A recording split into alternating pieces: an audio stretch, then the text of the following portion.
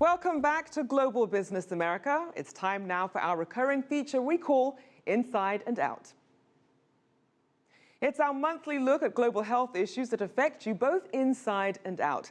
Now, today we want to explore the mental health consequences of traumatic illness and more specifically, the most recent Ebola outbreak.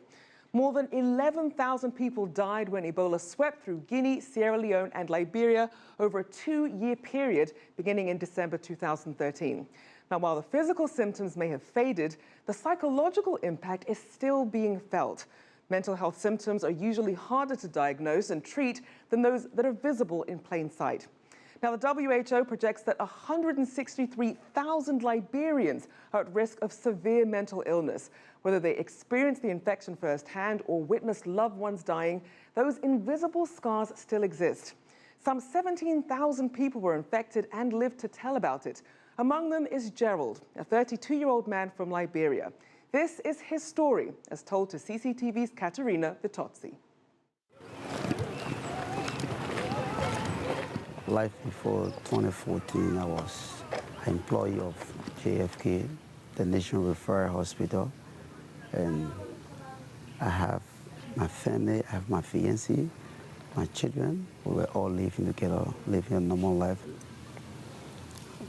We started hearing about this virus in 2014, and we heard of this virus in Guinea, and later we heard of Sierra Leone. What was at that time? The first time I started feeling this was when I went to one of the commercial banks, and I started feeling kind of pain in my hand. But then after 2 days, the first day, the second day, I started feeling cold, and then I took the brochure that they gave us to read on Ebola and started going through, and I started, taking into consideration those symptoms, and again after one after another, and then I said, this should be a kind of serious thing.